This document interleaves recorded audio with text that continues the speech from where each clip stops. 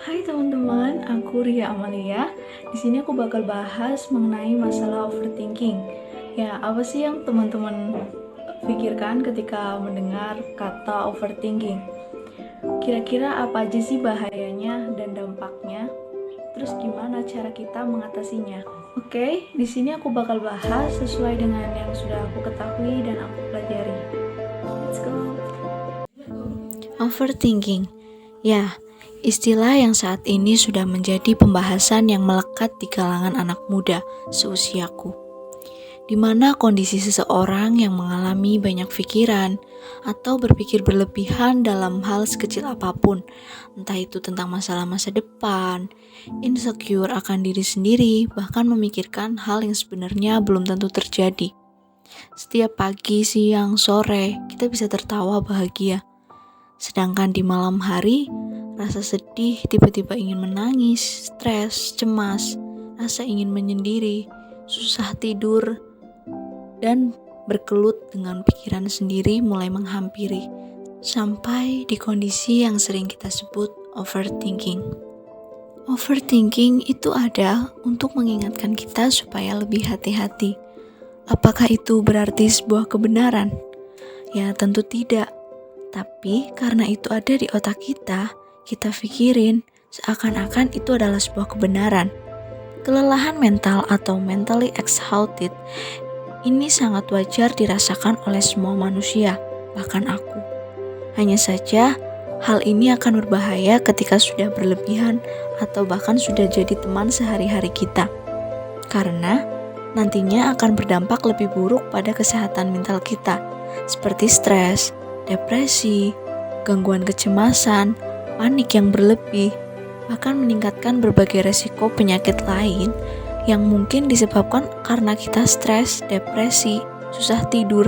Akhirnya kita memutuskan untuk meminum obat-obatan, alkohol, dan lainnya. Lalu gimana cara kita mengatasinya? Yang pertama, dengan menciptakan mindset yang positif. Karena ketika kita terus berpikiran negatif hingga merasa depresi dan mengundang kesedihan dalam hidup kita, itu yang akan kita dapatkan. Tapi ketika kita mempunyai mindset yang sehat, mindset yang positif, percaya nggak percaya, pikiran positif itu pun akan datang ke hidup kita. Yang kedua, visual imagery. Dengan kita membayangkan apa sih yang belum lama terjadi yang membuat kita merasa tidak nyaman saat itu, biar kita tahu sumber masalahnya itu apa. Yang ketiga adalah self-talk atau bercerita dengan diri sendiri. Bercerita pada diri sendiri tentang perasaan yang sebenarnya kamu sedang rasakan. Karena siapa lagi yang akan mendengarkan kita, menyayangi kita ketika ada orang lain tidak ada selain diri kita sendiri. Bahkan, sampai di titik kamu merasa dunia itu kejam pun, yang masih ada dan berjuang, bertahan untuk kita adalah diri kita sendiri. Dan yang paling penting adalah self-love and self-care. Jangan lupa untuk terus mencintai diri sendiri. Stop membanding-bandingkan diri sendiri dengan pencapaian orang lain. Mulailah untuk mencintai diri sendiri. Karena aku percaya, kita hidup di dunia ini tidak diciptakan sia-sia. Gak apa-apa kok jadi biasa-biasa aja. Gak harus jadi yang terbaik setiap saat. Apalagi sampai minder sama orang lain. Kita juga bisa men-challenge diri dengan keluar dari rutinitas biasa yang menyebabkan pikiran-pikiran negatif itu hadir. Salah satunya adalah sosmed. Ya, sumber utama yang membuat kita merasa minder atas apa yang diperlihatkan orang lain yang bahkan mungkin itu belum tentu benar. Dan kita perlu melakukan itu untuk mengontrol rem pada diri kita.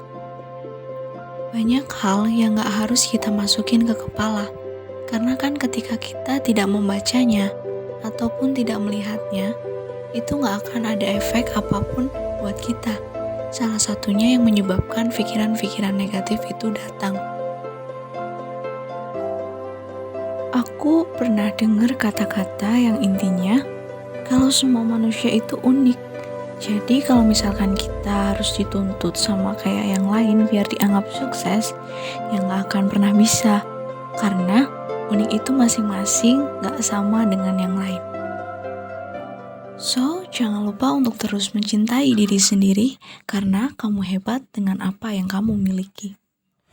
Oke teman-teman, itu aja dari aku. Terima kasih, stay healthy semuanya.